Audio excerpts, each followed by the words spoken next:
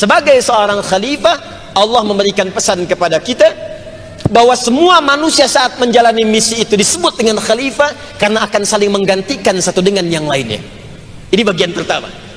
Jadi nggak ada yang hidup abadi. Mohon izin, Allah ingin menekankan ketika engkau diturunkan Adam, termasuk anak cucumu, kata Allah, maka tidak ada yang akan abadi hidup di bumi. Semua akan saling menggantikan. Bapak meninggal, ganti oleh anak. Anak meninggal, ganti oleh cucu. Karena itu nanti ada turunan-turunan keterangan dalam Al-Quran supaya semua keluarga yang menjalani kehidupan itu, memberikan bekal-bekal pendidikan dan yang kuat kepada generasi-generasi setelahnya supaya dia mampu menghadapi tantangan di masa depan. Turun Quran surah keempat ayat 9 misalnya. وَلْيَخْشَ الَّذِينَ لَوْ تَرَكُوا مِنْ خَلْفِهِمْ ذُرِّيَّةً ضِعَافًا خَافُوا عَلَيْهِمْ فَلْيَتَّقُوا اللَّهَ وَلْيَقُولُوا قَوْلًا سَدِيدًا. Fokus. Dan hendaklah setiap keluarga, orang tuanya mesti khawatir kalau meninggalkan anak keturunan, lemah dia, lemah iman, lemah pendidikan, lemah ilmu. Kenapa? Karena dia akan menghadapi tantangan di masa depan yang lebih kuat dibandingkan dengan tantangan orang tuanya saat dia hidup. Itu amanah Quran, Pak, Bu. Bapak boleh sekarang hafal Quran cuma 3 juz, siapkan anaknya 30 juz. Anda belum hafal hadis, anaknya mesti hafal. Anda sampai SMA, anaknya sampai kuliah. Anda S1, anaknya S3. Kenapa? Karena tantangan dia di masa depan lebih daripada kita sekarang. Itu misi Quran. Malam ini kita akan membahas satu aspek yang sangat penting yang diurai dalam Al-Quran, kemudian didetilkan dalam sunnah Rasulullah SAW. Aspek ini akan terkait erat, bukan sekedar bagian dari aktivitas kehidupan kita, tapi juga akan terkait berkelindan dengan misi yang kita bawa saat hidup di dunia sampai kembali pulang menghadap kepada Allah Subhanahu wa Ta'ala. Untuk itu kita akan uraikan sebelum berbicara tentang pengaruh harta haram atau perilaku yang bertentangan dengan nilai syariat pada kehidupan. Kita akan gali sebagai pembuka tentang tujuan fungsi kehidupan kita di dunia, sehingga kita bisa memahami kenapa kita dilarang mengerjakan yang haram. Jadi kalau dalam bidang kajian itu selalu ada sifat ontologinya, epistemologinya, kemudian aksiologinya. Saya mohon maaf istilahnya agak sedikit keren karena saya di kampus sekarang ini. Jadi ada kajian ontologinya, epistemologinya, baru kemudian aksiologinya. Jadi sebelum aksi itu dilakukan, meninggalkan yang haram itu aksi, mengerjakan yang halal itu aksi. Dasar pandangannya apa? Esensinya apa? Apa dasarnya kita diminta meninggalkan yang haram? Sehingga dengan pemahaman pada dasar ini nanti melahirkan aksi yang tidak disuruh pun kita sudah mengerti bahwa itu harus ditinggalkan. Sekarang yang paling berbahaya, sudah tahu haram dikerjakan. Itu yang jadi masalah. Zina tahu haram dikerjakan juga. Mabuk sudah tahu dilarang dikerjakan juga. Berselisih sudah tahu dilarang, masih banyak yang berselisih juga. Gosip bahkan disebutkan resikonya itu bisa dihukum memakan daging saudaranya dalam bentuk bangkai, bahkan dibikin acara. Jadi ada sesuatu cara berpikir yang keliru, pemahaman yang tidak utuh, sehingga dengan kurangnya pemahaman ini, hal yang harusnya ditinggalkan sekarang malah menjadi bagian dari konsumsi harian yang bahkan dinikmati. Dulu orang berzina masih takut dan sembunyi-sembunyi. Sekarang masih sudah punya suami bisa berzina di samping suaminya. Anda bisa bayangkan. Dulu orang mabuk sembunyi-sembunyi. Sekarang orang mabuk bisa ngajak orang lain. Ada sesuatu yang kemudian berdampak pada pemahaman ini sehingga melahirkan aksi yang keliru dan berdampak buruk bagi lingkungan tempat kita hadir dan berkehidupan. Karena itu kita bahas dulu pemahaman esensi asal mula tujuan hidup kita. Di situ kita akan jelaskan kenapa ini dibolehkan, kenapa ini dilarang. Kalau sudah paham dampak dan sebab akibatnya, mudah-mudahan kita bisa meninggalkan yang haram dan memperbanyak mengerjakan yang dihalalkan oleh Allah Subhanahu wa Ta'ala dan Rasulnya, insyaallah. Baik, kita mulai dengan Quran surah ke-2 Al-Baqarah ayat ke-30, paling kiri sebelah atas di mushaf. Wa idh qala rabbuka lil malaika inni ja'ilun fil ardi khalifah. Dan ingatlah, pelajarilah, kata Allah. Idh itu bukan sekedar mengingat. Idh itu bisa juga berarti sesuatu yang dipelajari, sesuatu yang dianalisis, sesuatu yang dikaji, sesuatu yang minta untuk disimak. Jadi kalau kita terjemahkan dengan semua pemaknaan ini, kata Allah, wa idh qala rabbuka, dan ingatlah, pahamilah, simaklah dengan baik, kajilah ketika Rabbu Muhammad sallallahu alaihi wasallam berfirman, menyampaikan informasi penting pada seluruh malaikat dan sebagian kalangan jin yang hadir pada masa itu. Apa informasinya? Wa idh qala rabbuka lil malaikati inni ja'ilun fil ardi khalifah. Dibuka dengan kalimat inni. Inni terdiri dari dua unsur kata yang disatukan. Yang pertama inna, yang kedua ditambahkan ya nisbah sebagai petunjuk mutakallim. Inni dari kata inna dalam ilmu nahwu disebut dengan harfun nasbin wa taukidin tansibul isma wa tarfa'ul khabara mabniun 'ala al-fath la mahalla lahu min al-i'rab. Paham? Tidak. Lihat sini. Harfu nasbin wa taukidin, huruf yang berfungsi menasabkan. Nasab itu kalau di gramatikal harakatnya jadi fathah, tapi kalau di ilmu lughah nasab itu artinya menancapkan sesuatu dengan kuat sehingga yang ditancapkan tak goyah. Orang Arab mengatakan begini, nasabar rajulu asahu alal ardi, seorang menancapkan tongkatnya di tanah sehingga ketika ditancapkan dia kuat dan tidak mudah goyang. Itu nasabah namanya. Jadi kalau ada kalimat dibuka dengan kata inna, maka maknanya di ilmu loghah, tancapkan informasi itu dalam jiwamu, jangan goyah. Yakinkan, taukid, kuatkan. Semua kalimat yang dibuka dengan kata inna maka disepakati oleh semua pakar bahasa bahwa informasinya penting. Saking pentingnya, tancapkan dalam jiwamu, kuatkan, jangan goyah sekalipun dalam memahami informasi yang akan disampaikan. Kata Allah, inni, perhatikan cara menerjemahkannya. Aku sampaikan berita penting, tancapkan dalam jiwamu, jangan goyah, dan aku ingin tekankan, ja'ilu fil ardi khalifah. Aku akan memberikan sebuah misi sangat istimewa pada makhluk yang baru aku ciptakan, diberi nama dengan bashar manusia, misi penting yang tidak diberikan pada malaikat dan jin. Jadi saking istimewanya misi ini, Allah sampai menciptakan makhluk baru, bukan malaikat, bukan jin sebelumnya. Jadi jin sudah ada sebelum manusia diciptakan. Dalilnya Quran surah ke-15 ayat ke-27. 28-nya penciptaan manusia, 27-nya penciptaan jin. Wal janna khalaqnahu min qablu min naris samum. Adapun jin diciptakan sebelum manusia dari bahan yang berbeda dengan materi manusia, api yang menyala-nyala. Apa yang penting ini? Kata Allah, ja'ilu fil ardi khalifah. Aku akan memberikan fungsi, misi pada makhluk yang aku cipta ini, namanya bashar. Jadi Bapak Ibu sekalian, ada khalaqa, khaliq, ada ja'ala, ja'il, itu beda.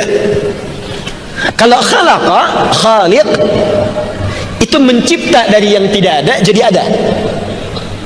Allah disebut khaliq karena Allah mampu mencipta dari yang tidak ada jadi ada. Kalau kita tidak disebut khaliq, ingat, mukhtari', karena mencipta sesuatu butuh bahan sebelumnya. Ini meja nggak bisa antum tiba-tiba bikin jadi meja. Meja tidak. Mesti ada kaca dulu, mesti ada kayu dulu, kayu dari pohon dulu. Allah tidak, kun fayakunu, jadi. Perlu bahan, bahannya ciptakan sendiri. Ya, Perlu sesuatu langsung jadi. Karena itu ketika Allah menciptakan kita menyebut dirinya dengan Khaliq. Buka Quran surah ke-15 ayat ke-28. Wa idh qala rabbuka lil malaikati inni khaliqun basyara. Ingatlah ketika Rabbu berfirman pada malaikat, tanamkan pada jiwamu dengan kuat, jangan goyah, aku akan mencipta dari yang tadinya nggak ada menjadi ada, makhluk baru, bukan malaikat, bukan jin, disebut dengan bashar. Kitalah manusia. Sedangkan semua ciptaan Allah itu mesti punya fungsi, mesti ada manfaatnya. Mustahil Allah mencipta sesuatu sekecil apapun kecuali ada manfaatnya, karena tidak ada yang sia-sia dari ciptaan Allah subhanahu wa ta'ala. Karena itu Allah sampaikan, ciptaanku walaupun kecil, walaupun nyamuk atau lebih kecil daripada nyamuk, pasti ada hikmahnya, kata Allah. Quran surah kedua Al-Baqarah ayat ke-26, paling kanan di pertengahan. Innallaha la yastahi ay yadriba mathalan ma ba'udatan fama fawqaha. Kata Allah, saya tak ragu dan tak malu menciptakan yang paling kecil pun semisal nyamuk atau lebih kecil darinya. Lebih kecil dari nyamuk ada bakteri, ada virus, ada atom, ada lagi sekarang yang menyusun atom kemudian. Kata Allah, itu pasti ada hikmahnya. Ini kalau atom yang kecil saja atau yang lebih kecil daripada atom itu sendiri, ada yang neutronnya misalnya, ya, ada protonnya yang menyusun itu lebih kecil bahkan bagian atom sendiri. Maka bagaimana dengan manusia yang lebih kompleks daripada itu, pasti punya hikmah dan fungsi yang lebih besar daripada itu. Apa fungsi menciptakan manusia ini? Inni ja'ilu fil ardi. Satu, perhatikan baik-baik kalimatnya. Aku akan memberikan fungsi misi khusus bagi manusia ini, tugasnya di bumi, bukan di langit. Jadi kita ini makhluk bumi, bukan makhluk langit. Tapi nanti tempat kembali kita kembali kepada Allah subhanahu wa ta'ala di tempat yang lebih tinggi. Kembali lagi. Tapi misi kita, tugasnya tugas di bumi, pulangnya nanti pulang ke surga dengan izin Allah subhanahu wa ta'ala ke tempat yang lebih tinggi. Karena itu saat kita berpulang, kalimatnya dirubah oleh Allah, bukan ardun lagi. Ya, Quran surah kedua Al-Baqarah ayat ke-25. Wa basyiril ladzina amanu wa 'amilus salihati anna lahum jannatin tajri min tahtihal anhar. Berikan kabar gembira pada orang-orang beriman yang nanti menuntaskan misi sempurna ketika di bumi dengan menenun amal-amal soleh. Tempat pulangnya aku siapkan di beragam surga yang nanti bisa mereka pilih. Karena itu kalimat surganya di ayat ini beragam bentuknya, jamak. Nanti ada 8 jenis yang bisa kita pilih. Dalam memilih itu, nanti misi kita di bumi lah yang menghasilkan bekal-bekal yang sesuai dengan surga nanti yang ingin kita tempati dengan izin Allah subhanahu wa ta'ala. Baik, apa misinya? Perhatikan baik-baik. Khalifah. Khalifah. Apa itu khalifah? Khalifah setidaknya memiliki dua arti. Satu, khalifah berasal dari kata khalafa yakhlifu khalifatan, hal yang saling menggantikan, sesuatu yang saling melengkapi, dari kata khalafa. Khalafa ba'dhum ba'dha, maka orang-orang itu akan saling menggantikan satu dengan yang lainnya. Kenapa misi kita disebutkan saat turun ke bumi ini?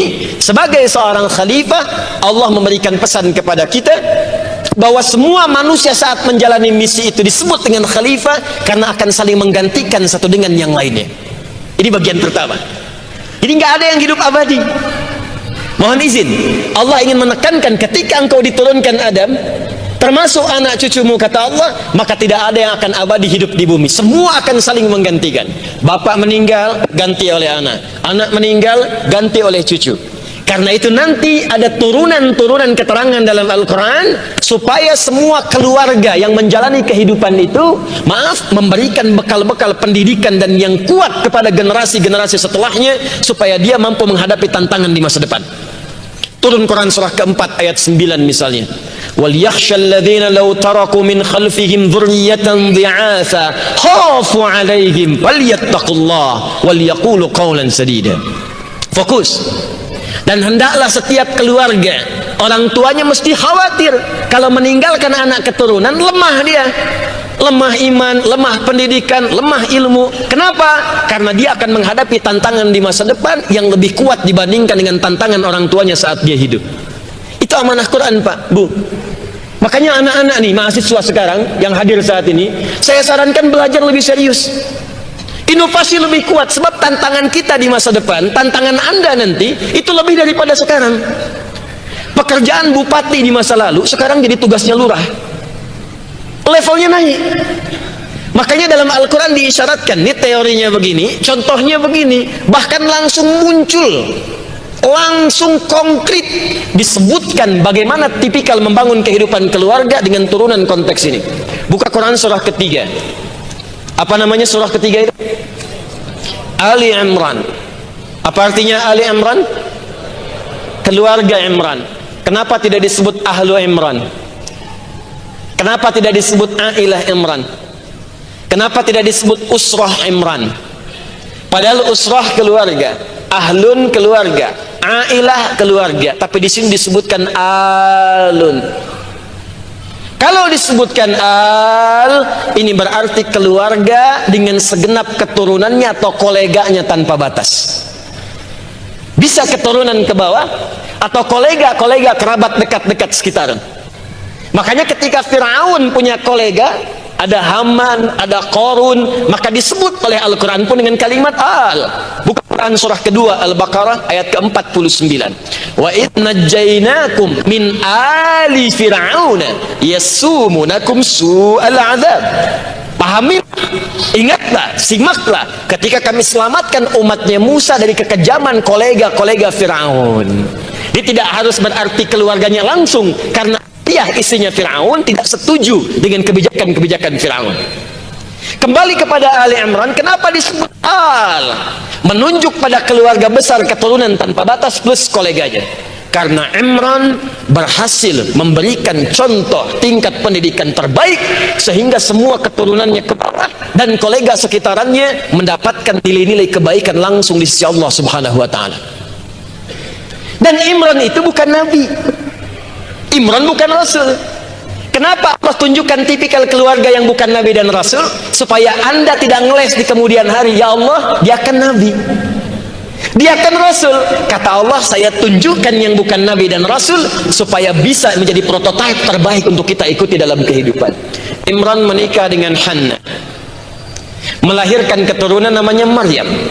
Begitu Maryam lahir, Maryam lebih baik dibandingkan ibunya Hannah. Tapi yang menjadikan Maryam hebat dan baik itu apa? Pendidikan kedua orang tuanya. Silakan cek. Imran Hannah membuatkan tempat yang baik disebut dengan mihrab. Mencari pendidik yang baik, bukan sekedar pengajar, pintar, baik. Termasuk koleganya Imran juga, namanya Zakaria, guru. Menyiapkan akomodasi pendidikan terbaik. Ini suplainya, kebutuhannya, makanannya, pakaiannya, segalanya. Lalu ketika semua itu disiapkan, maaf, doanya sudah bagus, namanya diberikan yang bagus, cari tempat yang bagus, cari guru yang bagus, disiapkan akomodasi yang terbaik yang mendukung pendidikannya untuk mendekat kepada Allah Subhanahu wa taala. Maka apa yang terjadi kemudian langsung dijawab oleh Allah sendiri, diabadikan dalam Al-Qur'an. Buka Quran surah ketiga Ali Imran ayat 37. Paling kiri sebelah bawah di mushaf. Fataqabbalaha rabbuha biqabulin hasan. Maka semua ikhtiar Imran dan Hannah itu, bukan nabi, bukan rasul, diterima oleh Allah Subhanahu wa taala. Tuh, diterima, Pak, Bu. Kalau Allah sudah menerima ikhtiar seorang orang tua untuk mendidik anak dengan baik itu, maka apa yang terjadi setelahnya? Wa ambataha nabatan hasana. Maka akulah yang akan merawat pertumbuhannya, memperhatikan setiap pertumbuhannya sehingga terjaga mendapatkan kualitas maksimal dalam pendidikan. Jadi kalau kita benar-benar menyiapkan sesuai petunjuk Allah, selanjutnya kata Allah, aku yang mudahkan. Jadi bapak ibu nggak capek lagi didik anak, apa? Ibu mengandung 9 bulan 10 hari, bapak merawat-rawat kerja sampai peluh keringat. Tapi kan ketika dia keluar dari rumah, siapa yang bisa memastikan anak itu menyentuh makanan yang benar? Siapa yang bisa memastikan dia mendapatkan teman yang baik? Tidak sedikit sekarang anak yang baik di rumah hancur ketika dia bergaul di luar rumah. Kenapa? Karena tidak ada yang membimbing dia mendapatkan hal-hal terbaik dalam hidupnya. Karena tidak ada yang mengawasi dan mengarahkan dia ketika dia jauh dari pengawasan rumahnya. Ketika Anda titipkan kepada Allah, maka Allah tak punya batas dalam perlindungan dan pengawasannya. Maka apa yang terjadi? Perhatikan, orang-orang yang mengikuti petunjuk Allah dalam menyiapkan generasi terbaik, bukan sekedar dijaga dan diawasi, tapi semua arah dan kebutuhan hidupnya langsung oleh Allah dimuliakan, sehingga orang tua tidak sulit lagi dalam membiayai pendidikannya. Perhatikan kalimatnya. Fataqabbalaha biqabulin hasanin wa ambataha nabatan hasana wa kaffalaha Zakaria. Gurunya Zakaria.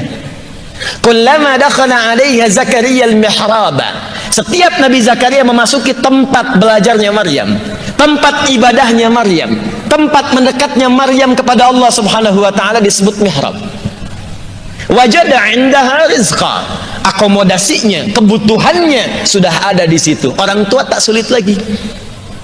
Padahal yang ditugaskan Nabi Zakaria, bawakan kebutuhannya, makanannya, pakaiannya, bimbingannya. Tapi setiap Nabi Zakaria masuk ke situ sudah ada kebutuhannya. Masya Allah. Nah, kalau ditarik konteks sekarang, orang tua mengikuti tuntunan Allah, Allah nanti arahkan. Tiba-tiba masuk dapat beasiswa, dapatnya ke UPI atau ke tempat-tempat yang lainnya. Tiba-tiba ketika ada SPP bisa dibayarin, bisa dapat bagian beasiswa lagi. Tiba-tiba naik lagi, bisa sekolah keluar, pulang-pulang kalir menanjak. Itu yang dimaksudkan. Wajada 'indaha rizqa. Ada semua. Tapi yang paling menarik, pola pendidikan ini memberikan nama yang baik, mencari guru yang pintar dan baik. Tak cukup pintar, mesti baik. Sekarang banyak orang-orang pintar, tapi karena tidak baik, maka kepintarannya dipakai untuk berbuat yang salah. Yang soleh hilang, yang salah muncul. Sekarang berapa banyak ahli hukum yang dihukum? Betapa banyak kita punya ekonom belum bisa membangkitkan tingkat ekonomi negara kita. Betapa banyak kita punya pakar-pakar di bidang tertentu tapi tidak menghasilkan nilai kebaikan yang bisa kita rasakan.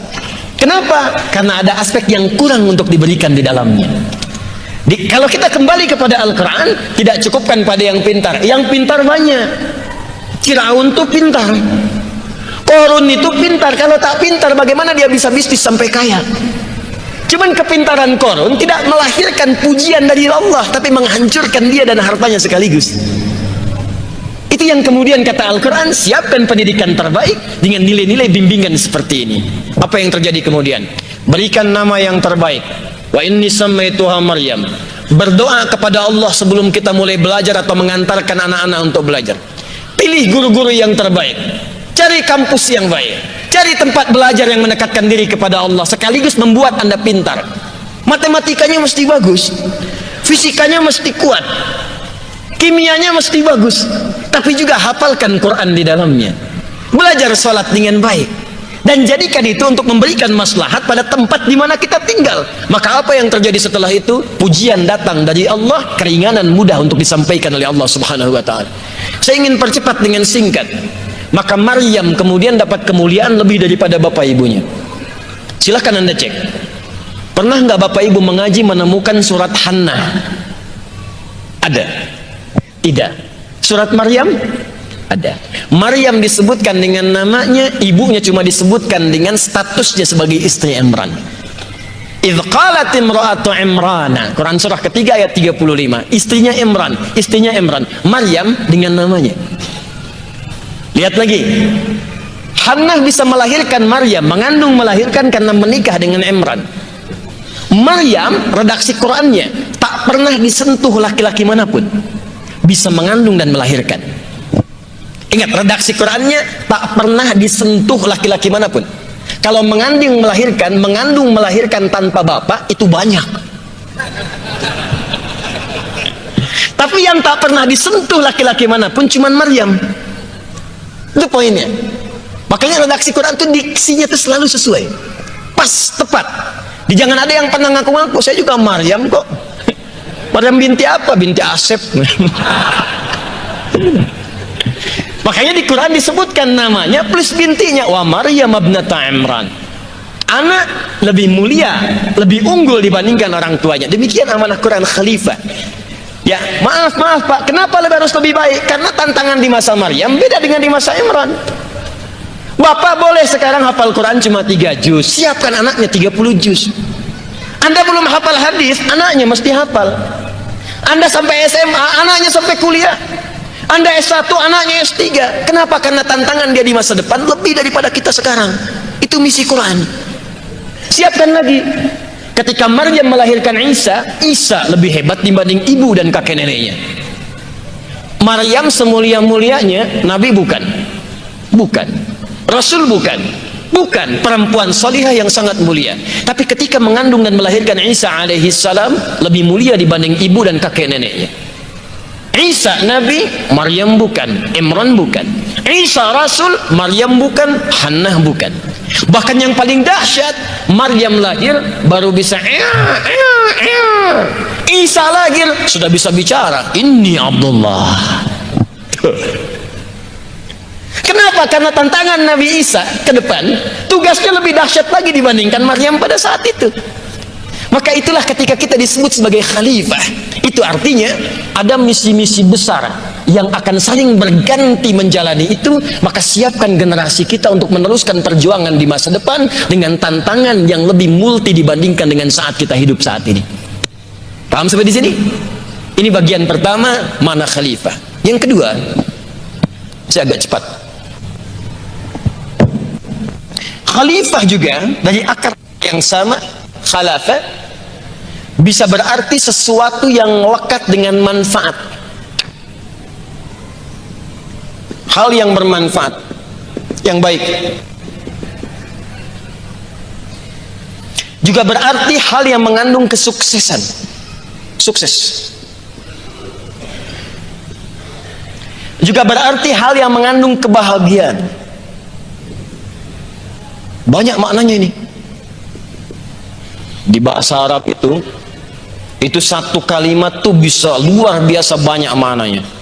Bahkan ada satu kata dalam bahasa Arab itu yang saat diteliti maknanya lebih daripada 1000. Satu lafaz, satu kata.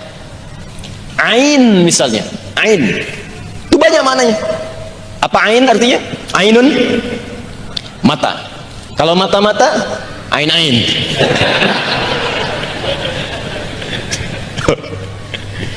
Saya pernah waktu pesantren itu, gurunya tanya, ya syabab, anak-anak, apa bahasa Arabnya tidur? Kamu tidur, tanam pak, tanam. Kalau kamu tidur-tiduran, tanam-tanaman gitu. Khalifah juga bisa berarti mengandung makna sesuatu yang makmur, sejahtera. Kalau kita batasi sampai sini dulu, kita kumpulkan maknanya, bisa akan-akan Allah ingin memberikan isyarat kepada kita. Perhatikan dahsyatnya misi ini, sampai Allah menugaskan kita, bukan jin. Jin nggak sanggup pak, malaikat nggak sanggup.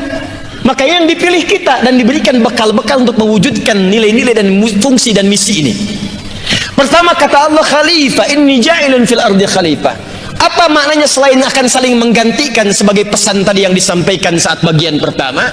Yang kedua, khalifah punya arti sesuatu yang bermanfaat, sesuatu yang baik. Bisa akan-akan Allah mengatakan kepada kita, hei, tidaklah aku turunkan engkau di bumi kecuali untuk melahirkan semua aktivitas yang bermanfaat, yang baik-baik. Ayo makmurkan bumi itu, bangun bumi, bikin ini, bikin itu, sukseskan dalam pekerjaanmu, hiduplah dengan bahagia.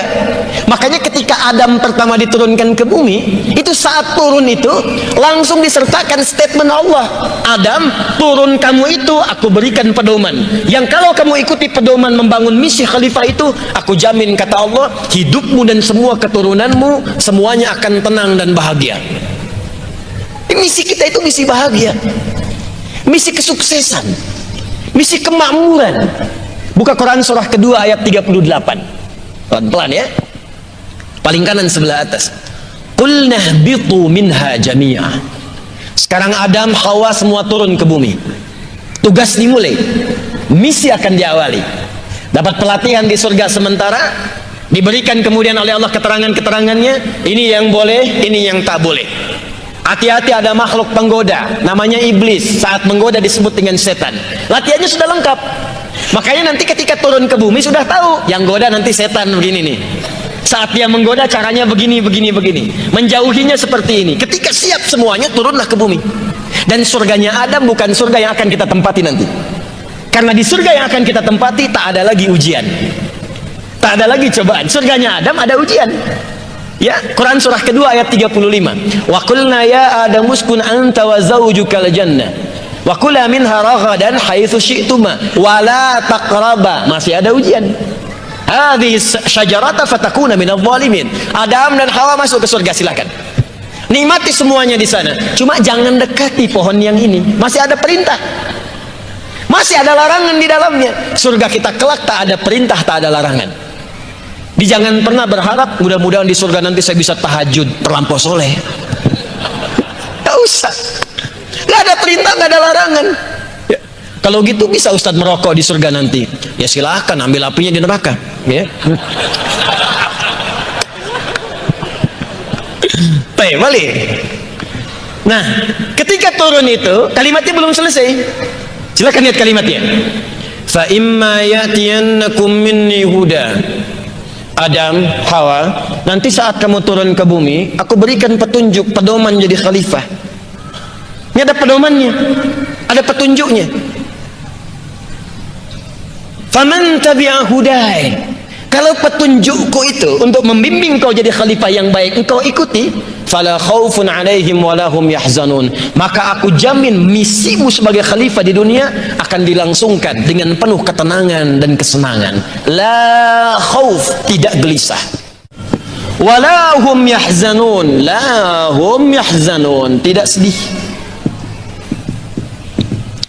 Tidak gelisah, tidak takut, artinya tenang. Tidak khawatir, tenang. Tidak sedih, artinya senang, bahagia. Tuh, selaras dengan makna khalifah, senang, bahagia. Jadi misi kita ini senang, Pak. Di rumah tangga senang. Makanya nanti ada ayat-ayat sebagai pedoman hidup kita, membimbing kita bagaimana menjalani kehidupan rumah tangga dengan tenang.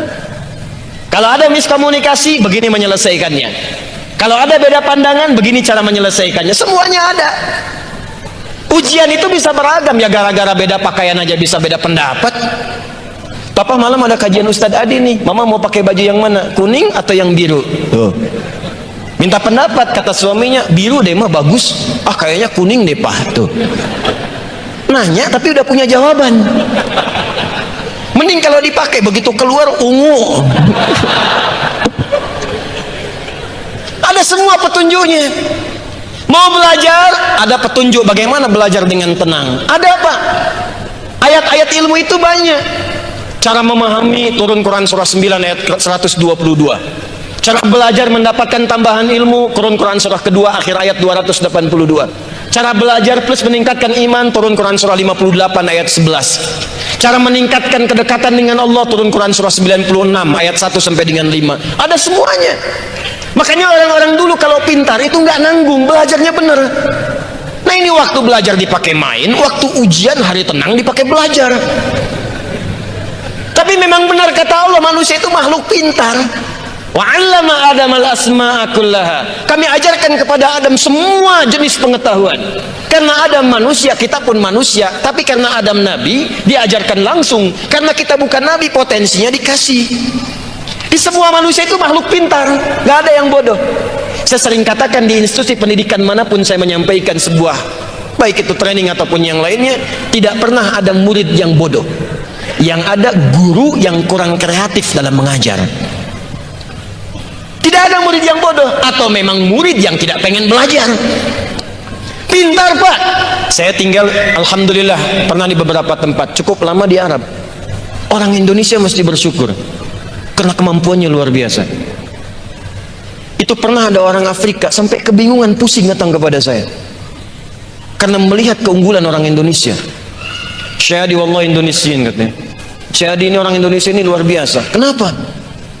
Itu teman saya, sekelas dengan saya. Mau ujian, saya belajar 3 bulan. Besok mau ujian, teman saya minjem catatan malam. Habis ujian, nilai saya 7,5, nilai dia 8. Saya bilang, kamu belum tahu sistem SKS. Sistem kebut, bukan hanya semalam, kadang-kadang sejam. Cuman karena ilmunya dipakai buat ujian, habis ujian hilang lagi. Itu. Cepat ingat, gampang lupa. Ingat saat ujian, lupa dalam praktek. Ya tahu, ingat kalau korupsi itu dilarang, cuman saat korupsi lupa kalau itu salah. Kembali ke sini. Jadi yang pertama kata Allah, ikuti pedoman ini, kamu akan hidup dengan tenang dan nyaman. La khaufun 'alaihim wa lahum yahzanun. Ini gambarannya. Yang kedua, kalau pengen tenang dan nyaman, maka jadi khalifah yang baik. Semua kegiatan mesti baik. Semua mesti bermanfaat. Makanya nama pertama yang diberikan kepada kita yang bersanding dengan penciptaan setelah bashar itu namanya ins. Ins bersanding dengan kalimat penciptaan. Buka Quran surah ke-51 ayat 56. Paling kanan agak sedikit ke atas di mushaf. Quran surah 51 ayat 56. Pencipta disebut Khaliq. Menciptakannya disebut Khalaq. Wa ma khalaqtul jinna wal ins illa liya'buduni. Tidaklah aku ciptakan jin dan manusia. Di situ manusia disebut ins. Nanti sirah mubalaghahnya sifat superlatifnya yang membentuk makna aktivitas disebut insan. Karena itu kalimat insan pun bersanding dengan kalimat khalaq. Iqra bismi rabbikal ladzi khalaqal insana min 'alaq. Apa itu ins? Dan kenapa seringkali disandingkan dengan jin? 18 kali pasangan ini disebutkan dalam Al-Quran.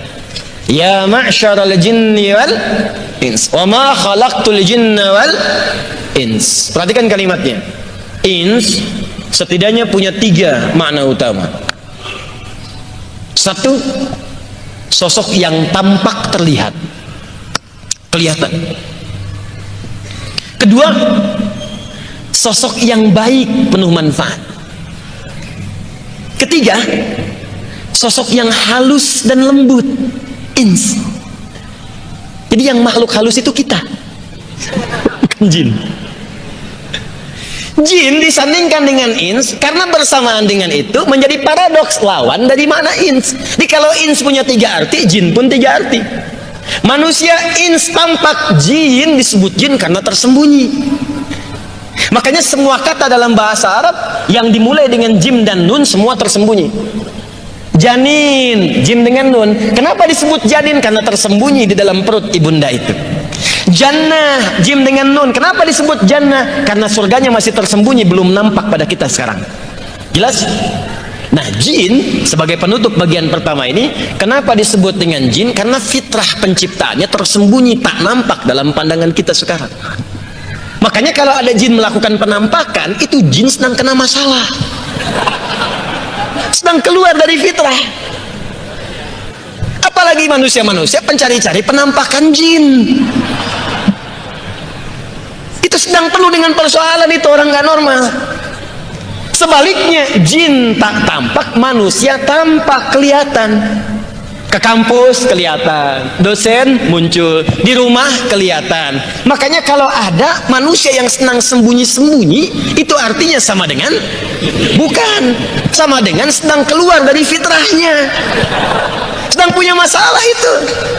Ke masjid sembunyi-sembunyi, udah tahu ke rumah ada pintu depan lewat jendela. Buka WhatsApp istri, suami sembunyi-sembunyi, pasti punya masalah. Tapi persoalannya, kenapa kemudian disebut ins dengan makna lembut, halus dan baik, sementara jin disebut dengan jin memiliki makna kebalikannya? Apa hikmah di balik ini semua? Kita nanti akan dengarkan setelah menunaikan salat Isya berjamaah insyaallah. Subhanakallahumma wa bihamdika asyhadu an la ilaha illa anta astaghfiruka wa atubu ilaik. Assalamualaikum warahmatullahi wabarakatuh. Assalamualaikum warahmatullahi wabarakatuh.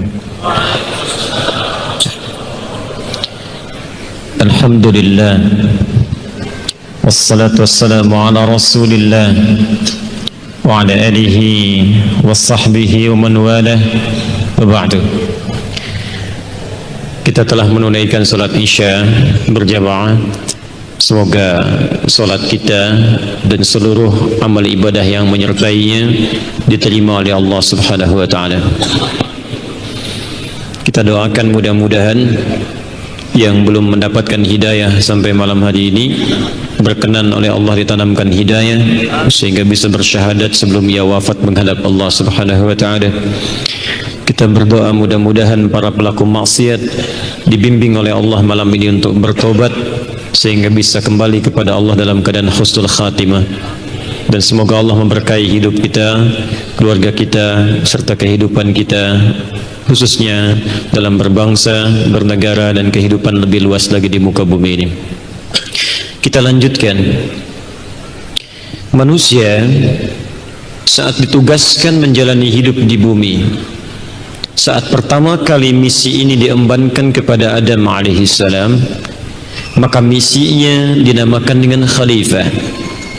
Bisa berarti sebuah pesan bahwa misi ini akan terus berlangsung dengan sifat saling menggantikan dengan tantangan-tantangan yang berbeda di setiap masa dan dimensinya. Yang kedua juga memberikan esensi di balik misi ini bahwa tugas utama manusia hidup di bumi adalah membangun kemakmuran di bumi, beraktivitas dengan sukses dan bahagia, dan menjadi pribadi yang baik dalam berperilaku. Karena itulah semua hal terkait dengan misi ini diberikan isyarat-isyarat, bahkan lewat penamaan-penamaan dan diksi-diksi khusus yang mendukung dan menguatkan makna khalifah tadi, termasuk penamaan pada pelaku atau subjek misi ini sendiri yang dinamakan dengan manusia. Di antara namanya kita tadi sampaikan disebut dengan ins, yang sering disandingkan dengan jin. 18 kali pasangan ini disebutkan dalam Al-Quran. Ya ma'syaral jinni wal ins wa ma khalaqtul jinna wal ins. Ins bisa berarti sesuatu yang tampak terlihat, jin tersembunyi. Ins berarti juga pribadi yang lembut, halus. Jin kasar. Karena itu tidak ditemukan jin yang lembut, ya, jin yang ramah. Tidak ada orang kemasukan jin jadi baik gitu. Punten Ustaz, abi badai ngiringan ngaos kemasukan jin, mustahil. Kalau tidak kata-katanya itu meracau, tindakannya pasti mengacau. Manusia terbalik, dia lembut, halus, baik, bermanfaat.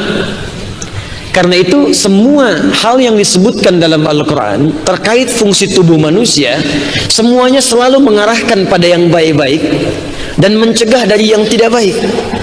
Bahkan ketika Allah menyebutkan keturunan Adam yang akan membawa misi khalifah ini, disebutkanlah bukan sekedar namanya, tapi sifatnya pun membawa nilai kemuliaan. Buka Quran surah ke-17 ayat 70. Quran surah Al-Isra ayat ke-70. Walaqad karramna bani Adam wa hamalnahum fil barri wal bahr wa razaqnahum minat thayyibat. Belum berhenti sampai di sini. Wa faddalnahum ala katsirin mimman khalaqna tafdila. Walaqad karramna bani Adam, kata Allah, dan kami lekatkan kemuliaan pada seluruh anak keturunan cucu Adam. Di misi kita ini, misinya karena sangat mulia, ditunaikan dengan orang yang namanya mulia, sifatnya pun mulia. Karena itu, karena kita makhluk mulia, maka turun bimbingan langsung dari Allah, dari ujung kepala sampai ujung kaki, diarahkan semua tubuh kita berlaku mulia. Makanya saya sering mengatakan, cukup jadi manusia yang benar, yang seutuhnya, apalagi dia beriman, pasti dia orang baik. Makanya kalau ada manusia berbuat yang tidak baik, ada yang salah dengan kemanusiaannya, ada yang keliru. Mari kita cek misalnya, apalagi kalau sudah beriman, fungsi imannya disebutkan dahulu sebelum menyebutkan fungsi tubuhnya. Karena orang beriman itu kalau benar imannya, maka kalimat itu akan mengalir dari lisan menghunjam kepada jiwa. Maka iman ini akan jadi cahaya di jiwanya, menyinari seluruh tubuhnya, dan tubuh ini akan dibimbing berbuat yang baik-baik. Karena itu saat menyebutkan fungsi tubuh dalam Al-Quran, imannya disebutkan dulu. Mari kita lihat misalnya, Pertama, Al-Quran surah ke-24 An-Nur ayat 30 misal untuk laki-laki, 31 untuk perempuan. Saya mulai dari mata yang paling atas. Wa qul lil mu'minina yaghuddu min absarihim. Katakan pada pria-pria beriman, kalau merasa punya iman, maka imannya akan membimbing matanya, yaghuddu min absarihim, memalingkan dari yang tak mulia. Karena kita ini makhluk mulia, mata kita mata mulia, maka Allah hanya menghendaki mata ini hanya melihat yang baik-baik saja. Yang tak baik jangan dilihat. Karena kita ini orang baik, Pak. Mata kita ini mata baik, Bu. Karena mata kita mata yang baik, Allah menginginkan yang baik jangan dilihat pada yang tidak baik. Karena akan menodai kemuliaan mata ini, akan menodai kemuliaan misi yang kita bawa ini. Maaf, dari mata turun ke lisan. Buka ayat lisan, Quran surah 49 ayat 11 sampai 12. Ya ayyuhalladzina amanu, lagi-lagi iman, la yasra qaumin qaum.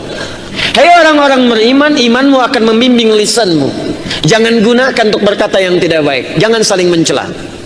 La yaghtab ba'dukum ba'dha, jangan gosip, jangan bicarakan keburukan orang. Bahkan saking pentingnya kemuliaan lisan, Nabi memberikan detil dalam hadisnya.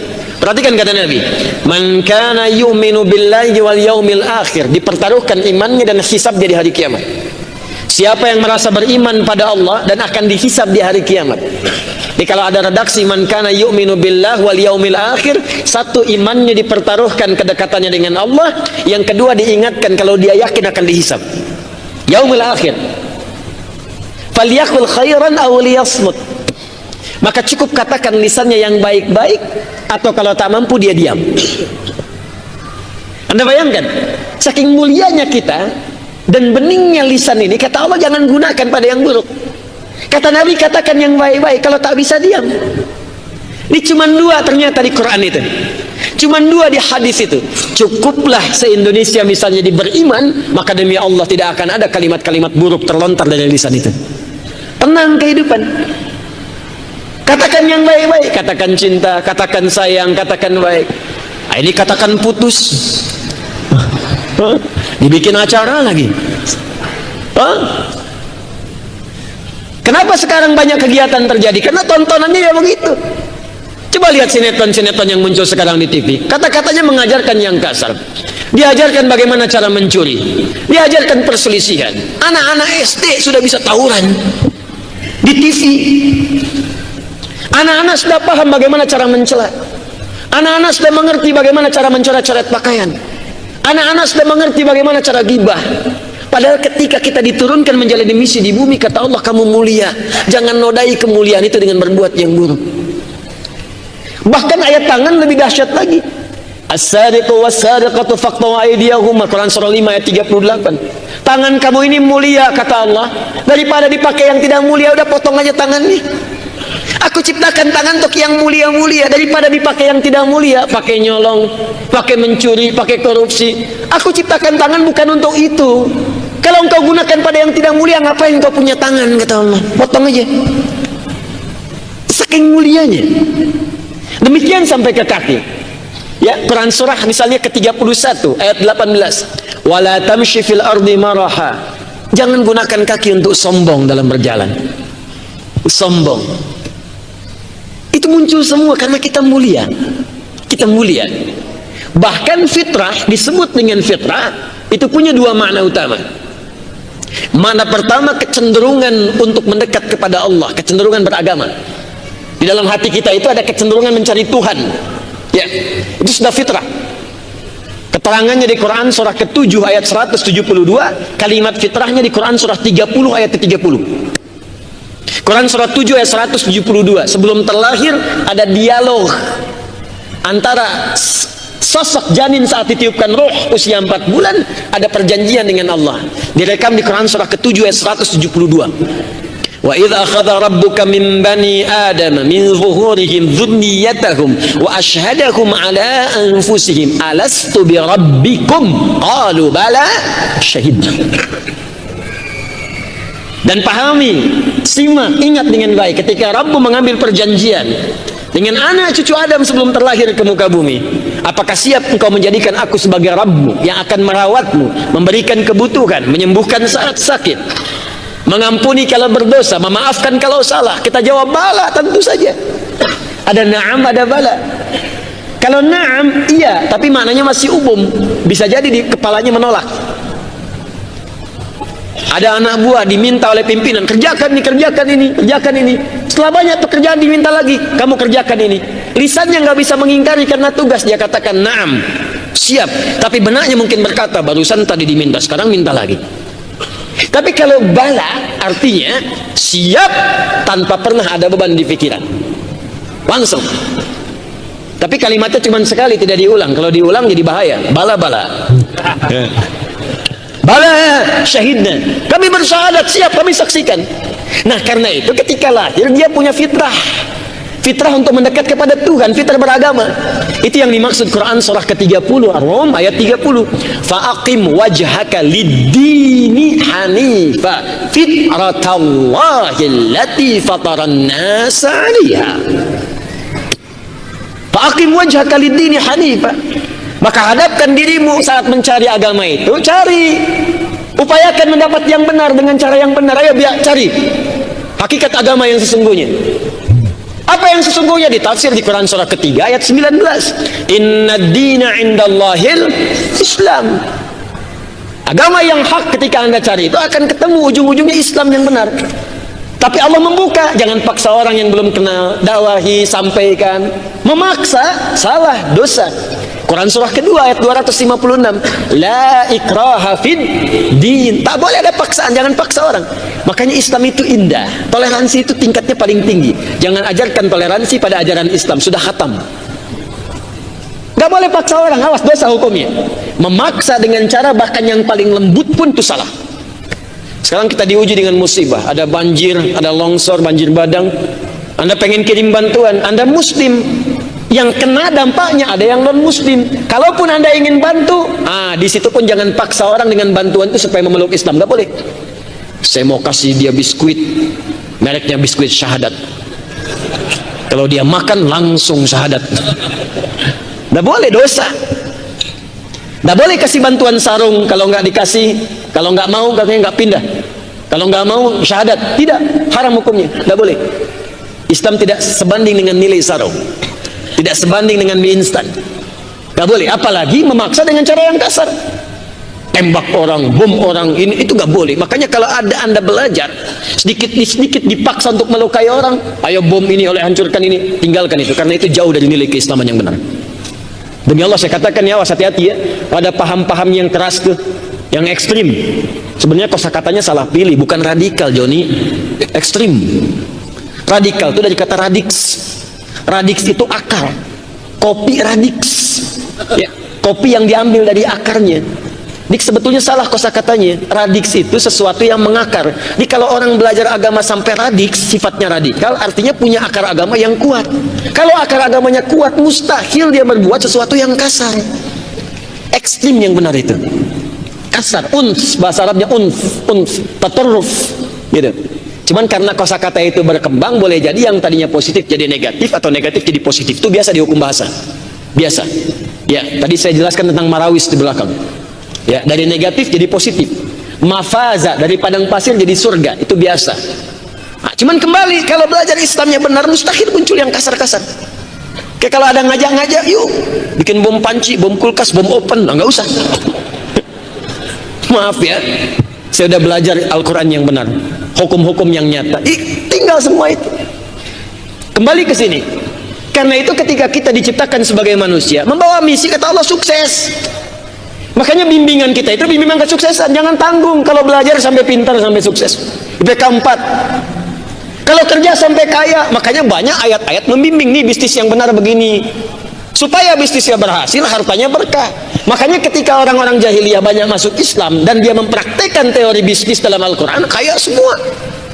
Abdurrahman bin Auf itu modalnya cuma pakaian. Dipraktekkan ajaran Quran, dibimbing Nabi. Jadi orang paling kaya. Kapaknya terbuat dari emas. Kapaknya, orang terkaya sekarang belum tentu punya kapak. Silahkan cek WA tuh, minyak kayu putih cap kapak aja belum tentu punya. Ya. Abdurrahman bin Auf Pekerjaannya apa? Bantu orang Madinah, tinggal di Madinah. Sepertiga orang Madinah dibebaskan utangnya oleh Abdurrahman bin Auf. Sepertiga lagi diutangi jadi modal. Sepertiga lagi disantuni. Jadi semua orang Madinah dibantu oleh beliau. Baru satu orang. Ini suksesnya nggak tanggung. Nabi punya sahabat 12.000, 38-nya jadi jenderal, panglima. Kualitas satu panglimanya bisa menaklukkan Persia dan Romawi. Khalid bin Walid. Barusan saya terangkan di Al-Azhar, Khalid datang ke Persia, ketemu dengan Ratu Persia setelah ditaklukkan. Melihat dipegang oleh Ratu Persia satu racun dalam sebuah botol. Ditanya oleh Khalid, apa itu? Ini racun paling kuat yang kalau diminum sudah selesai, mati seketika. Ketawa Khalid. Mana? Bismillahi la yadur bismi syai'a. Dengan nama Allah nggak ada yang bisa memberikan madarat dan tidak ada yang bisa merusak dan mematikan kecuali hanya Allah. Diminum sampai habis. Ini nggak apa-apa katanya. Kata Ratu Persianya, kalau ada orang-orang semacam ini maka sudah selesai, tidak pernah dia bisa ditaklukkan dengan pasukannya. Khalid. Kalau pintar nggak nanggung. Ali bin Abi Thalib spesifik belajar. Pintarnya nggak nanggung. Orang banyak mengira beliau hanya pakar di bidang balaghah, tafsir. Itu ahli matematika juga. Coba antum buka kitab-kitab tafsir itu. Antum akan temukan di antara beberapa karya ada tafsir namanya Al-Jawahir, karya Syekh Tantawi Al-Jauhari. Bab terakhirnya itu indah tuh, paparan ilmiah Al-Quran, ada matematika Quran. Ali pernah mengatasi satu persoalan pengaduan dengan perhitungan matematika Al-Quran, dan pemahaman biologinya kuat. Datang suami istri, suami marah menuduh istrinya zina. Kata suaminya, hukum dia ya khalifah, dia berzina. Kata istrinya, saya nggak berzina. Bohong kamu. Tidak.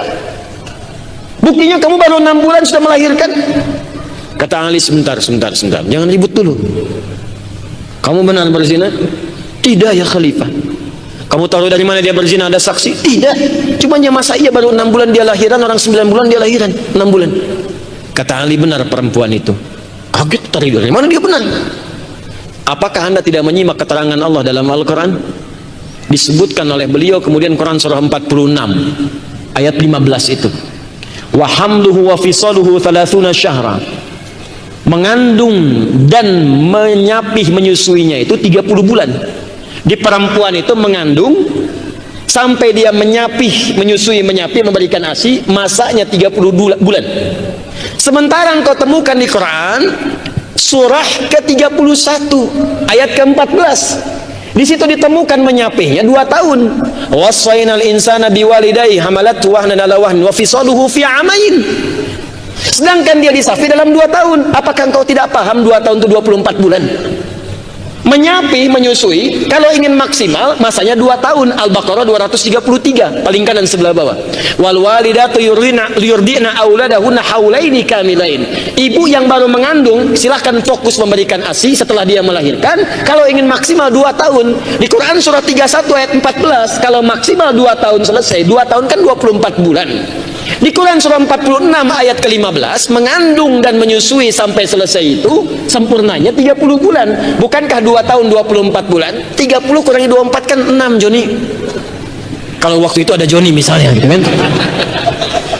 Itu kan 6. Istri kamu itu melahirkan prematur, kata Ali begitu. Itulah batasnya, itu yang disebut prematur, kata Ali. Tuh, nggak nanggung pinternya. Jadi kalau pintar sekalian. Kalau kaya sekalian. Kalau kedudukan, tinggi sekalian. Untuk apa semua ilmu, harta, dan kedudukan itu? Untuk membuat hal-hal yang baik dalam kehidupan. Jadi fungsi kita. Yang pintar ya bangun kuliah yang tinggi. Kuliah, cari ilmu yang bermanfaat. Jangan cuma ada di nilai IPK 4. Tidak, buktinya mana? Anda yang arsitek bangun masjid yang bagus, bangun gedung yang bermanfaat, bangun tempat-tempat yang baik. Anda ahli fisika, bikin kemudian produk-produk yang baik. Ahli kimia dipadukan di situ, bikin sabun yang baik misalnya, bikin penemuan yang baik. Sekarang saya sedang menghidupkan riset dari Al-Quran dan hadis, di riset serius sekarang, kerjasama dengan beberapa pihak-pihak tertentu. Dulu orang begitu senang riset, kita kurang sekarang meriset itu. Dulu orang tuh belajar, ada ayat Quran riset, ada hadis riset, ada banyak hal yang sedang kami riset sekarang. Kalau jadi sesuatu, itu agak menarik juga itu. Bikin yang hebat. Jangan tanggung. Termasuk itu berpengaruh kepada perilaku kita. Jangan sampai pintar, tapi kepintaran itu digunakan untuk berbuat yang salah. Pintar nipu orang, pintar mencuri, pintar berbuat buruk. Nah, tapi kenapa kemudian ada orang berusaha menempuh jalan-jalan tadi, cuman sayang di tengah jalan dia tersesat jalan. Sehingga apa yang ia raih dari kedudukan, ilmu bahkan harta, tidak mendorong fungsi kekhalifahannya sebagai khalifah di muka bumi. Maaf, pernah menemukan orang pintar yang keblinger? Banyak. Bahkan dewan pakarnya Firaun, dewan pakar, namanya Haman, itu kan intelektual keblinger. Dan intelektual paling keblinger pertama itu namanya iblis.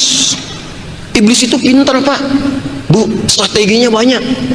Kita mau sholat aja, itu semuanya dipetakan dengan baik itu. Dari sejak mulai wudhu, dia punya pasukan namanya Walhan.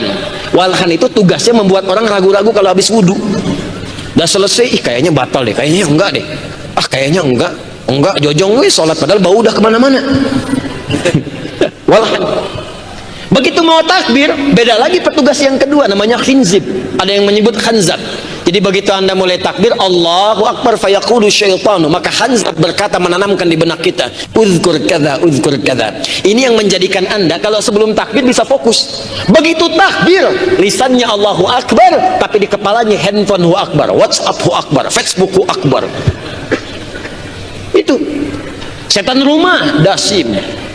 Setan pasar, ada setan pasar. Jangan dikira anda ke pasar nggak ada setan. Ada. Itu yang membuat anda pulang ke rumah teringat barang-barang di pasar. Papa, tadi tuh mama ke supermarket ini, tasnya bagus deh, Pak. Mah biasa aja, tas mama yang sekarang punya, itu pun insya Allah isinya baik. Merek itu tak penting, mah. Yang penting apa yang mama bawa bisa mengantarkan ke surga. Iya, Pak, ya. Alhamdulillah. Tapi kan tas itu juga bisa mengantarkan ke surga, Pak. Nah, karena itulah mesti ada kemudian katalis-katalis tertentu atau rambu-rambu juga, katalis untuk memacu supaya meningkatkan yang baik-baik. Rambu-rambu melarang supaya tidak bergeser di rel yang salah. Sebab kalau kereta berjalan di rel yang benar, maka sampai ke tujuan dengan cepat. Perbaiki sistemnya, semakin cepat sampai ke tujuannya. Itulah ilmu. Tapi kalau relnya salah geser, bukan sekedar tersesat, dia bisa terjungkal dan celaka di jalan. Karena itulah Allah membuat dua ketentuan.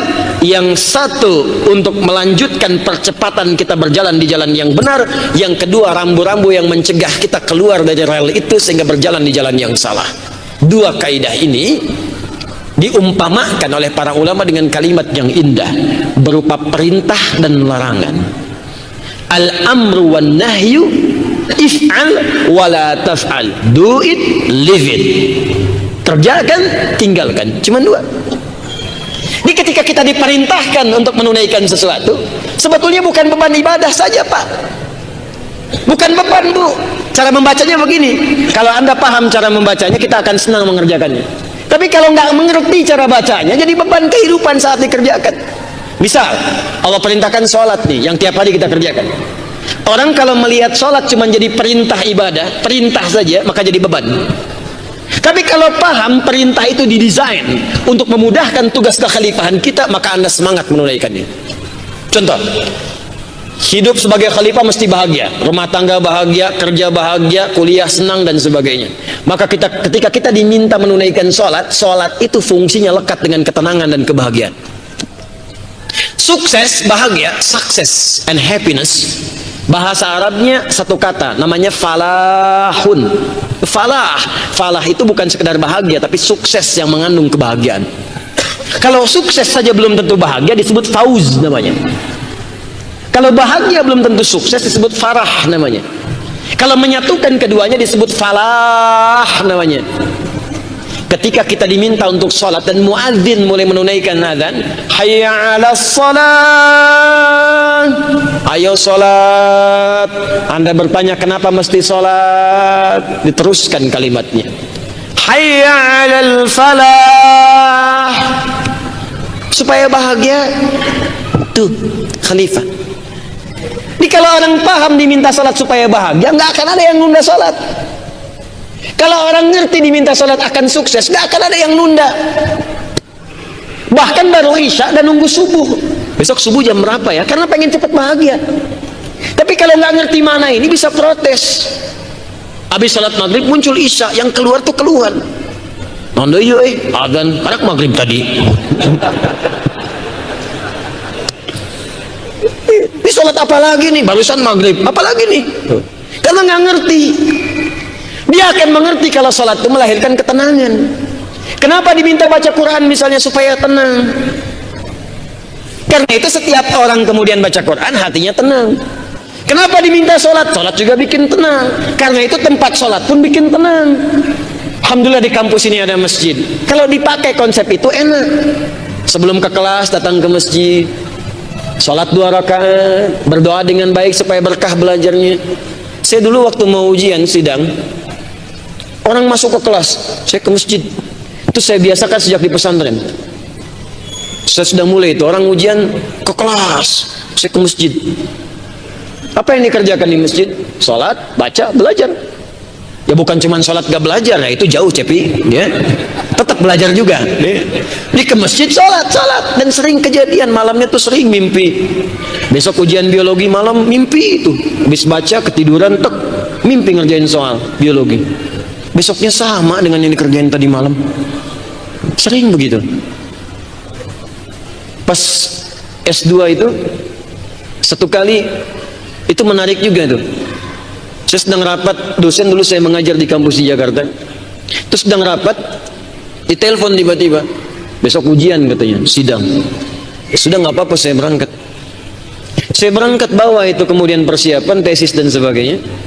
Orang pergi masing-masing yang ke kelas, di pinggir saya ke masjid sholat 2 rakaat. Situ kemudian berdoa, minta keberkahan, minta ketenangan, datang. Masuk kemudian ke ruang ujian. Apa yang kita bawa? Aura masjid, tenang. Bukan aura kegelisahan akan sidang.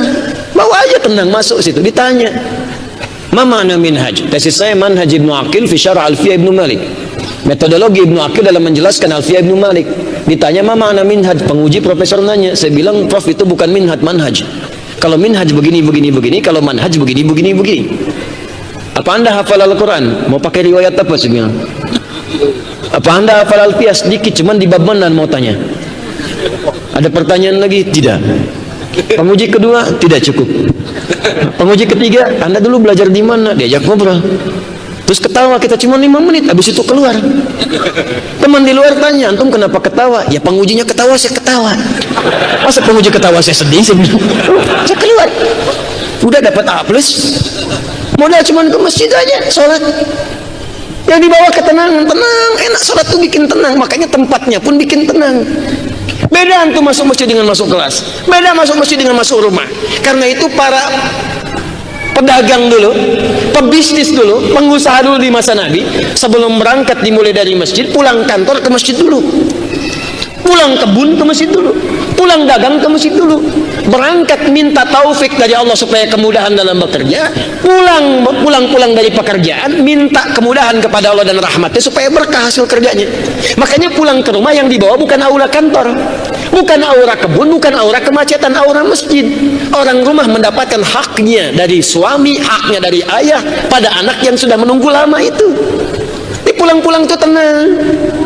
Di kadang-kadang di kantor ada masalah, di kampus ada masalah, di jalan macet, pulang ke rumah anak sudah menunggu-nunggu tidak mendapatkan haknya.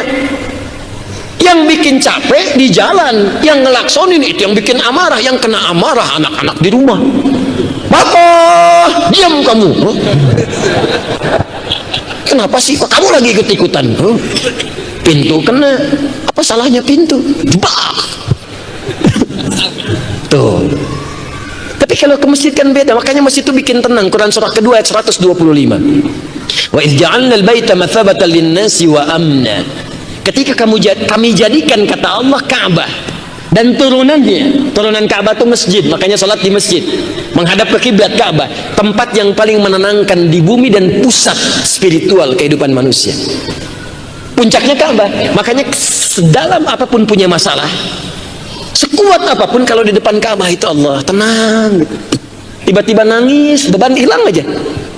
Walaupun solusi belum datang, tenang. Saya berdoa mudah-mudahan yang belum pernah berada dekat Ka'bah, Insya Allah disegerakan, insya Allah. Ya, ya. Tidak cukup dengan amin, nabung, ya, nabung dari sekarang. Usaha dari sekarang, ikhtiar, nabung, siapin berangkat umrah, haji. Nabung itu ada dua. Saya kasih rahasia nih. Ini diantara kita saja.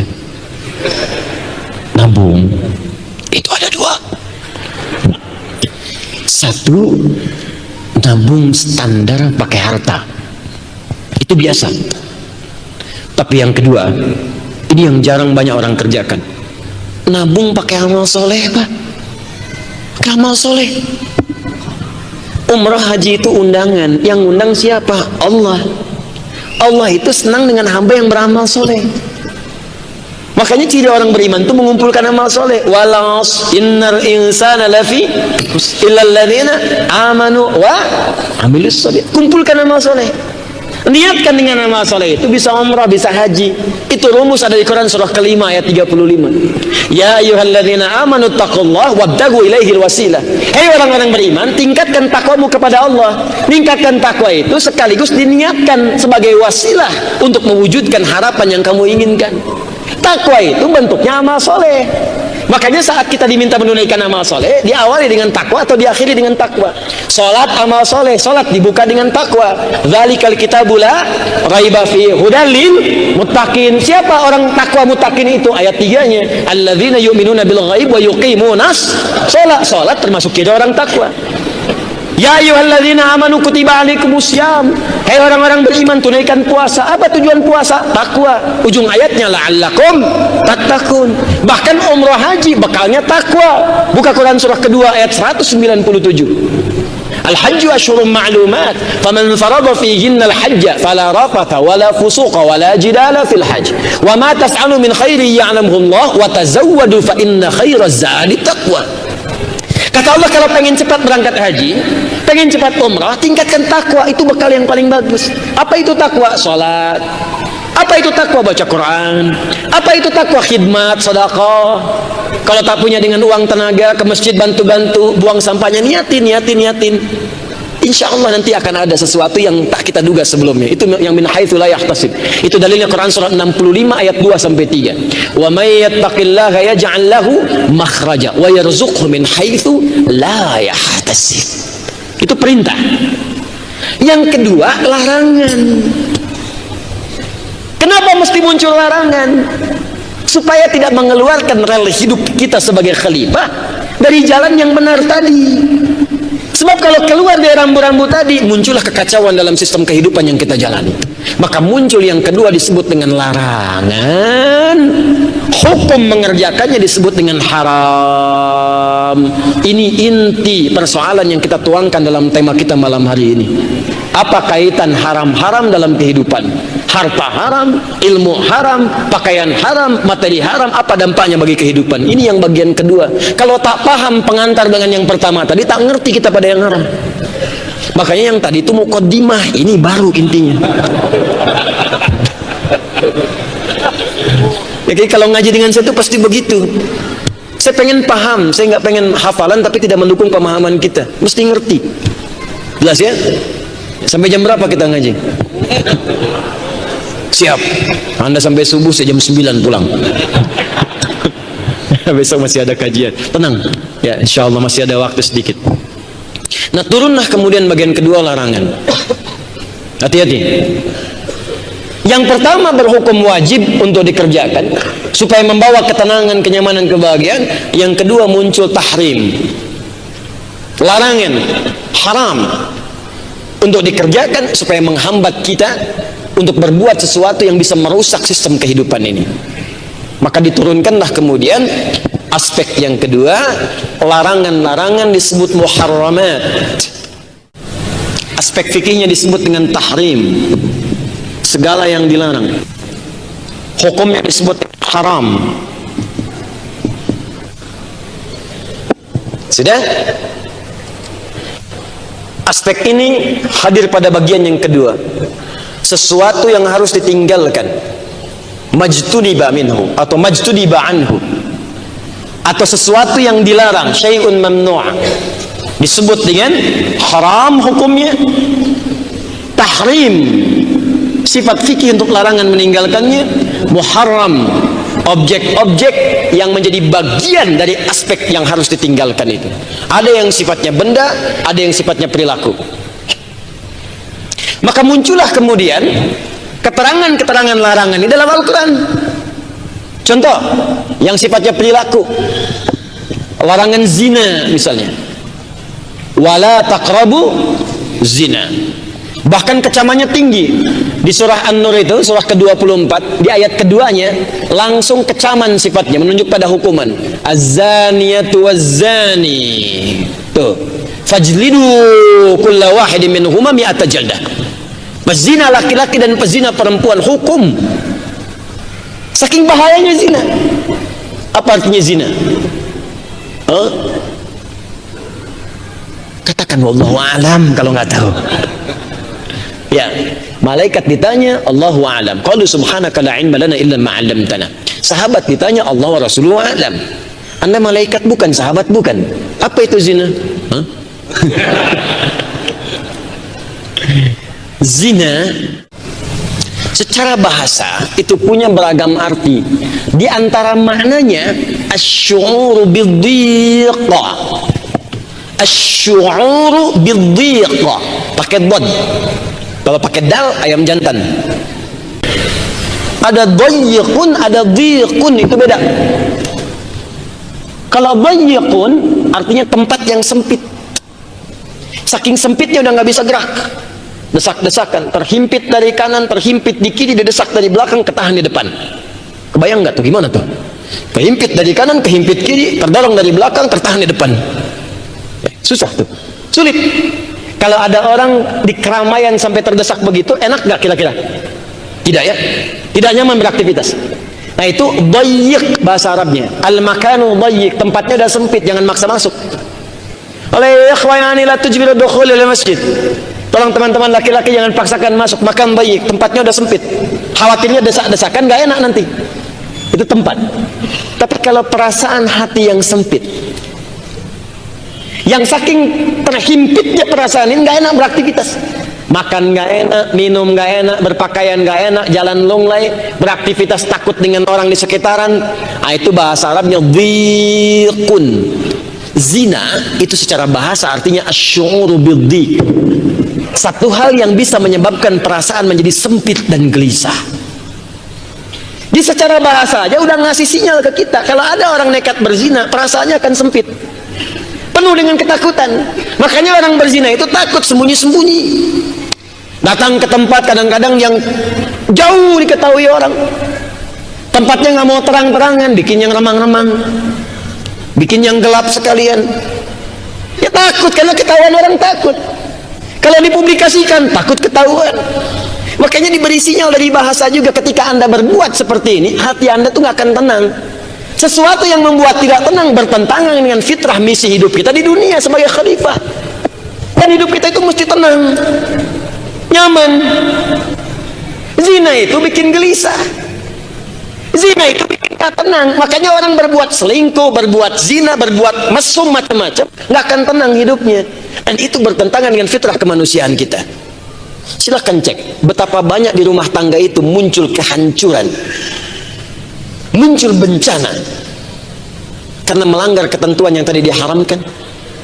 Istri selingkuh, muncul pertentangan di rumah tangga. Suami selingkuh, muncul pertentangan di rumah tangga, yang tidak jarang menghadirkan dosa turunan yang lainnya, pembunuhan. Saya hari Sabtu yang lalu menyampaikan di Tanah Kusir tentang salah satu turunan dosa besar dari zina, yang turunan dosa ini bisa melahirkan dosa lebih tinggi nilainya dibandingkan dosa Fir'aun. Fir'aun itu salah satu dosa terbesarnya adalah hobi bunuh orang, hobi bunuh.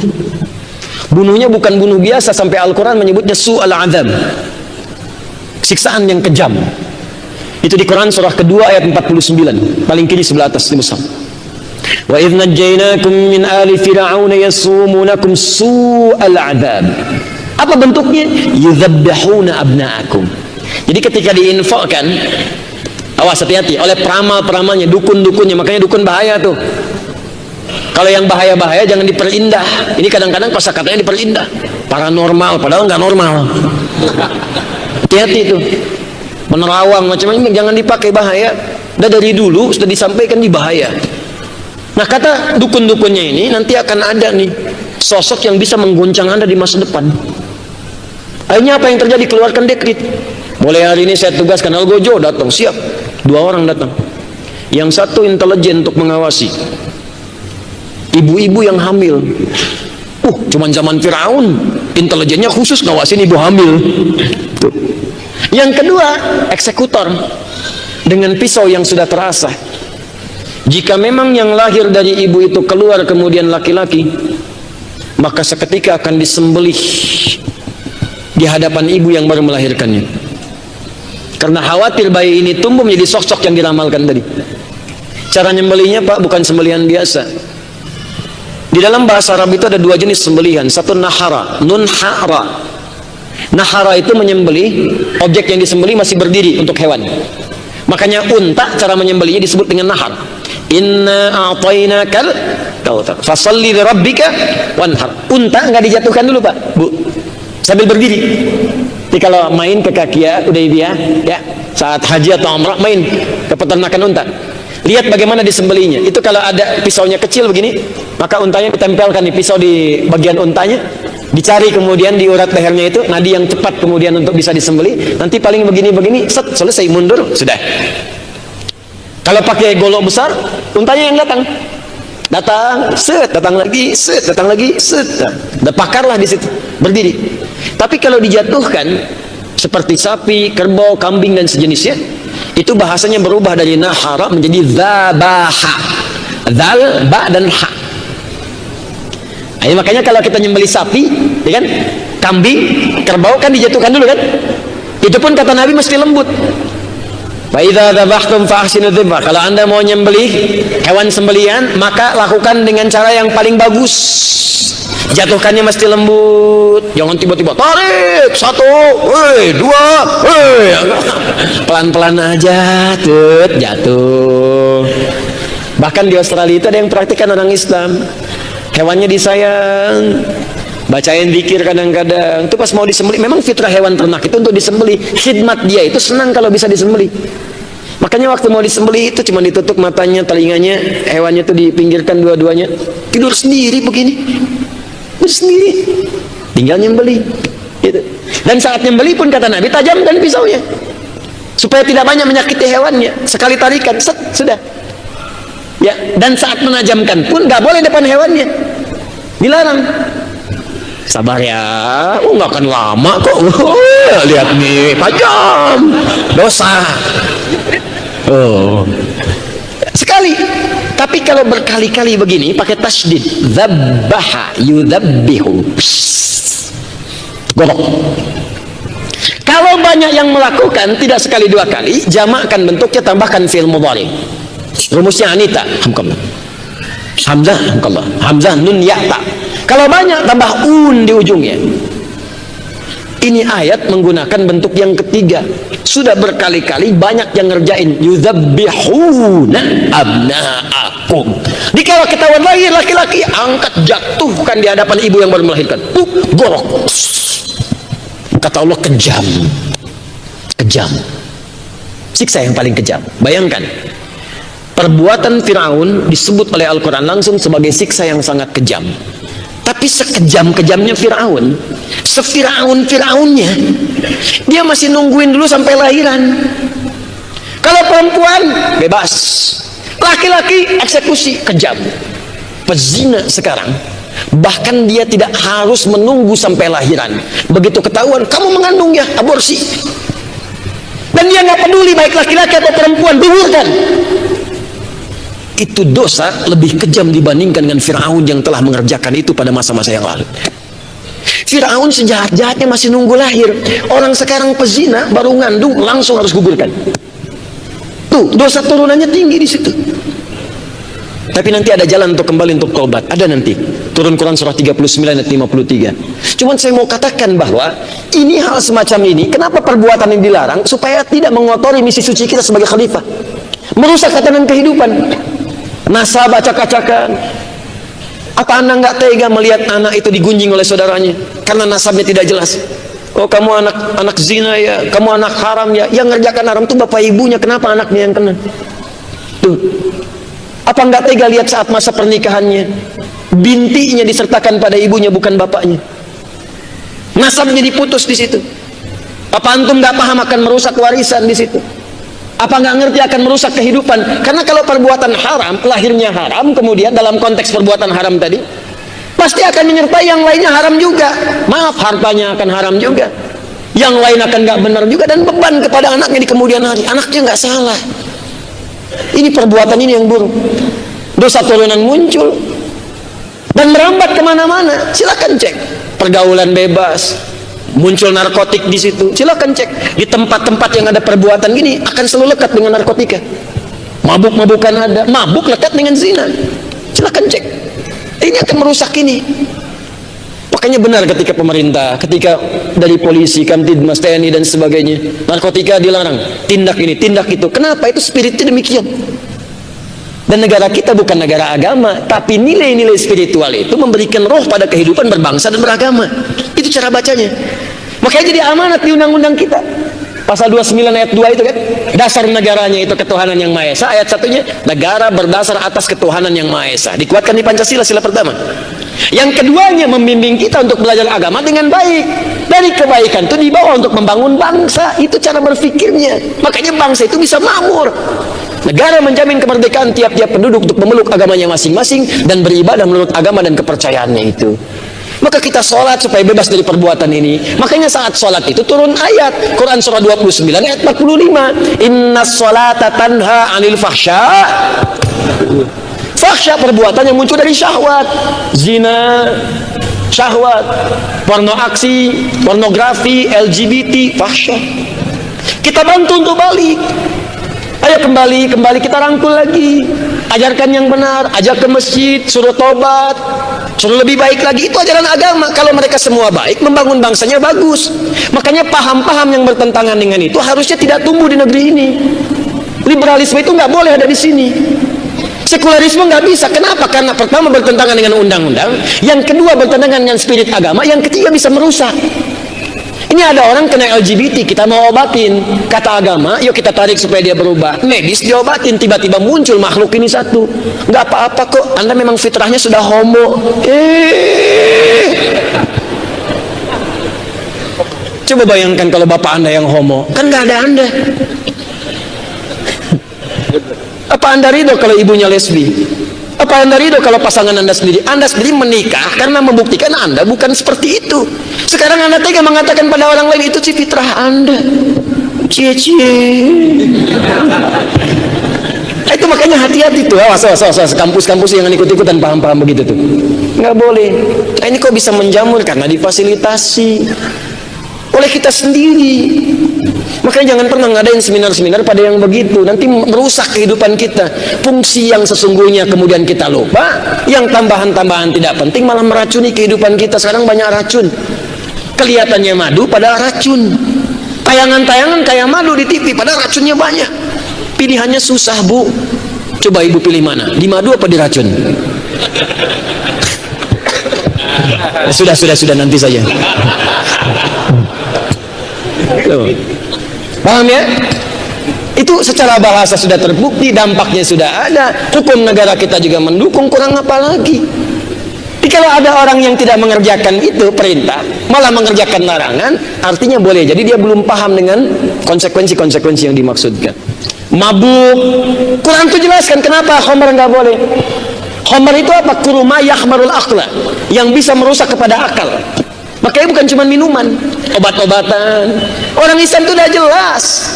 Jangan bersentuhan dengan narkotika, sabu, nggak ada, ekstasi, buang. Kalau beriman itu jelas, makanya ada hukum ketika dikerjakan dosa. Kenapa dilarang itu? Dilarang itu supaya tidak merusak akal. Kalau akalnya rusak, bagaimana bisa membangun kehidupan kita? Bagaimana bisa menjadi khalifah yang benar kalau akalnya rusak?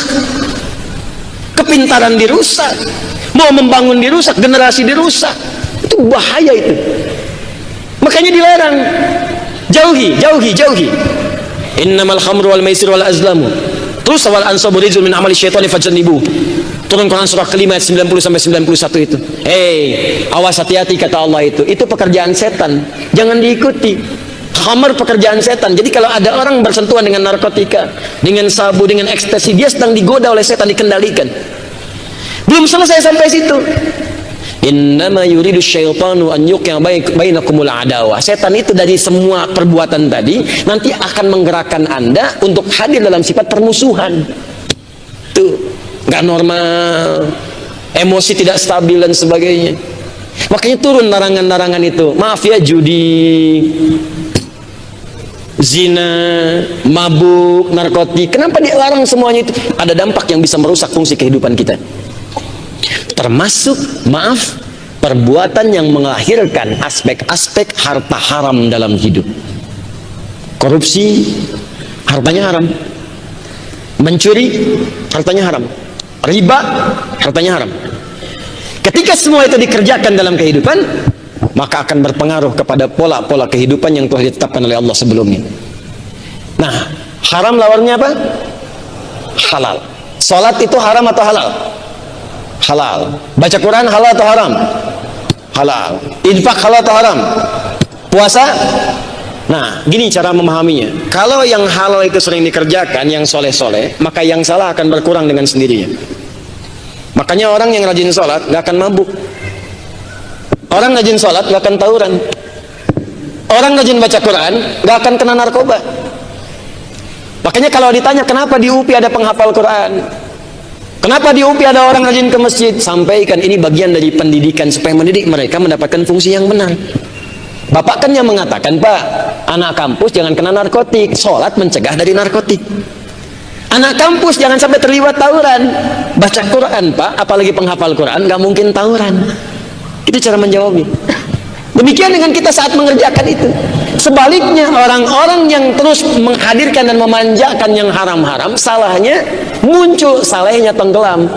Makanya pemabuk jarang kelihatan sholat. Silahkan cek. Penjudi mana mau puasa, pezina mana mau baca Quran.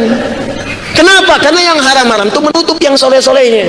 Makanya Nabi menyebutkan naktah sauda, noda hitam melekat pada diri kalau sudah yang haram-haram itu masuk.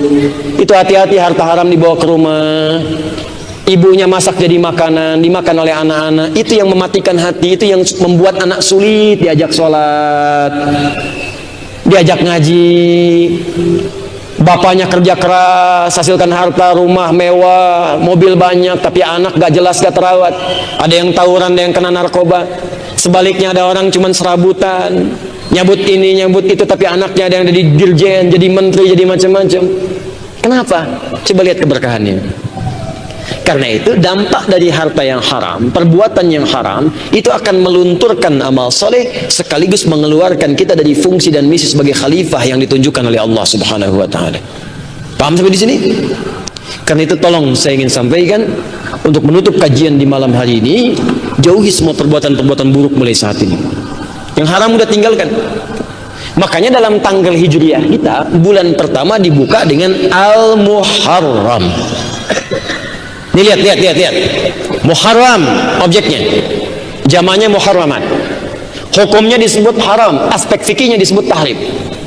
Kalau Anda ingin jadikan di antara maknanya waktu untuk meninggalkan yang haram. Di antara caranya masukkan alif lam kepada objeknya. Muharram segala yang dilarang haram. Waktu meninggalkan yang haram tambahkan al. Jadi al-muharram. Bulan pertama di tahun hijrah disebut bulan Al-Muharram, pakai Al-Muharram. Artinya apa? Kalau Anda ingin jadi baik, hijrah itu tinggalkan yang jelek-jelek, mulai berubah jadi baik. Bagaimana caranya? Gampang. Dimulai diawali dengan waktu meninggalkan, berlatih meninggalkan semua yang dilarang oleh Allah Subhanahu wa Ta'ala. Ayo tinggalkan.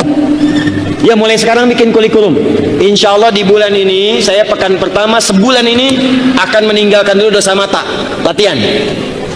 Melihat yang benar, amalkan. Ada yang gak bagus, jangan lihat. Ayo, mulai besok WA. Begitu mau buka WA muncul iklan. Astagfirullah, salah. Ya, mula-mula biasanya istighfar tapi masih lihat. Astagfirullah. Salah. ya kan? Udah itu istighfar berpaling, tapi nggak dihapus. Astagfirullah. Nah, baru setelah itu latihan lagi sampai hilang. Kalau yang di satu sudah hilang, maka yang lain-lain gampang. Apa nggak malu sama Allah? Anda sholat bawa handphone, di handphone itu gambar-gambar haram ada di situ. Anda minta rizki, Rabbighfirli warhamni wajburni warzuqni, minta rahmat, minta ampunan, tapi perangkat yang dibawa haram. Video-video haram ada di situ. Gambar haram muncul di handphone itu, dibawa lewat sholat di situ. Anda minta kepada Allah, apa nggak malu Anda? Anda ke kampus, sepatu Anda kotor dengan lumpur, dosen mengeluarkan Anda keluar dari sini. Anda ke masjid enak aja bawa lumpur di saku Anda. Apalagi yang pakaiannya haram, makanannya haram, minumannya haram, dan begitu mudah mengatakan, ya Allah berkahi saya. Mulai tinggalkan.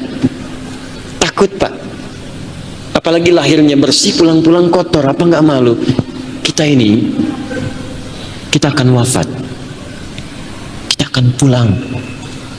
Sekarang kita membawa misi supaya cari bekal untuk pulang.